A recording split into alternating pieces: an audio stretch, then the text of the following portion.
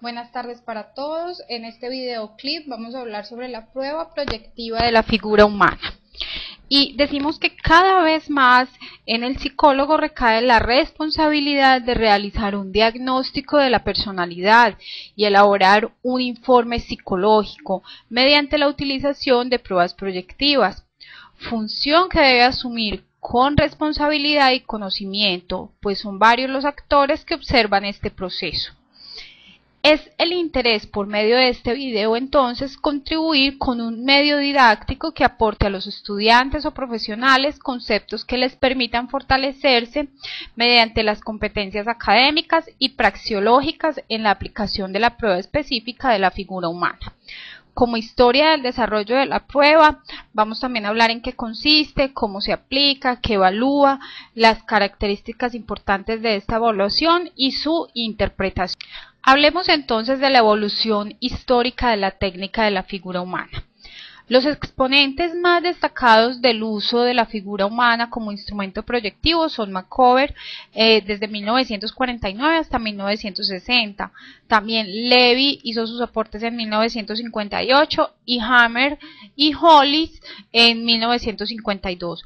Estos clínicos han estudiado extensamente dibujos de la figura humana de adultos y de adolescentes, pero han trabajado en un grado muy limitado con dibujos de niños en edad escolar.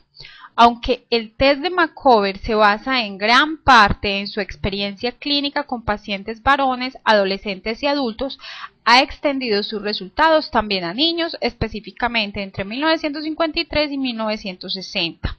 Entonces, Macover ofrece con respecto a signos en el dibujo de la figura humana diversos o numerosas hipótesis basadas en la teoría psicoanalítica, pero no brinda como base de sus afirmaciones ningún sistema de tabulación ni datos controlados a través de las investigaciones.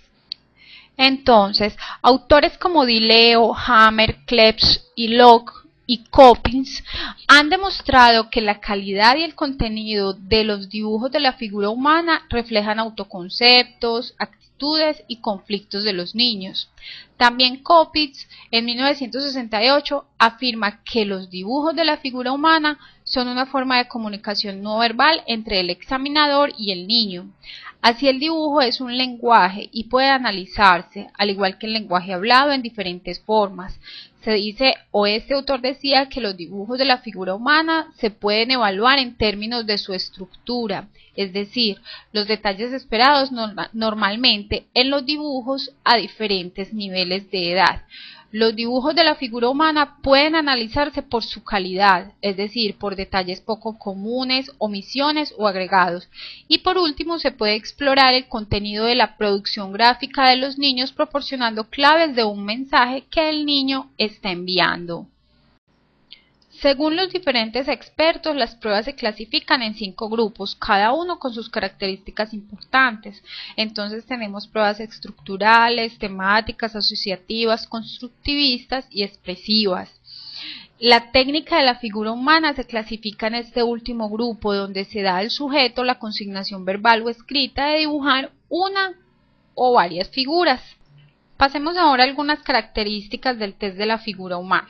Entonces decimos que dentro de la clasificación de las pruebas proyectivas se encuentra el grupo de las expresivas, donde se da al sujeto la consigna verbal o escrita de dibujar unas figuras, entre ellas el test de la figura humana de Macover o el test de la familia también es practicado a través de esta técnica.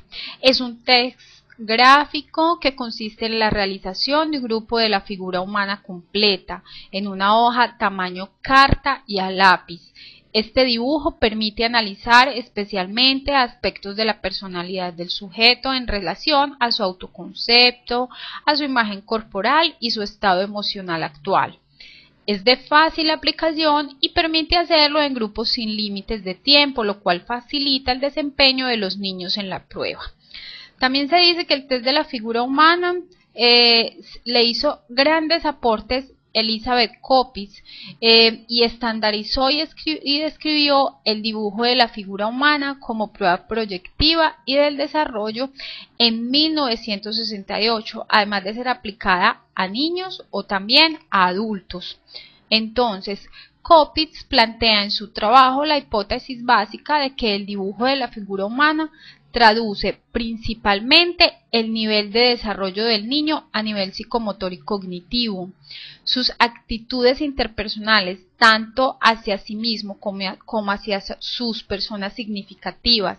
También describe las actitudes del niño hacia las tensiones y exigencias de su vida y su modo de enfrentarlas. También describe esta prueba las actitudes y preocupaciones en el momento de la aplicación del test, ya que éstas pueden cambiar producto de la maduración y la experiencia. En cuanto a la administración del test, el test de la figura humana puede aplicarse a los niños en edades de 4 años hasta la edad escolar. Entonces, en los niños se aplica en forma individual o colectiva. El examinador debe sentar al niño de una manera confortable frente a un escritorio o mesa completamente vacía. Se le presenta una hoja de papel en blanco, un lápiz grafito número 2 y una goma de borrador. Se debe colocar los datos de identificación, nombre y edad.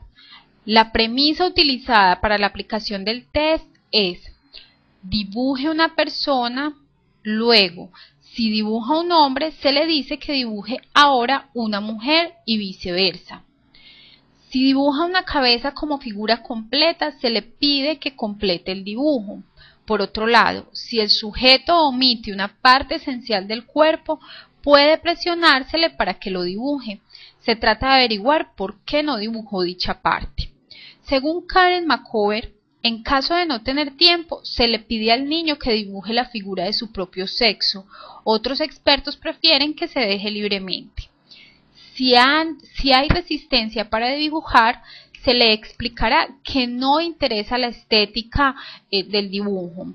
También se puede complementar para mejorar la interpretación las asociaciones que puede ser de importante valor clínico. Se le dice al niño que escriba una historieta o cuento acerca de la persona que dibuja como si existiera realmente, preguntándole si la figura le recuerda a alguien en particular y si le llama la atención ser como la persona dibujada.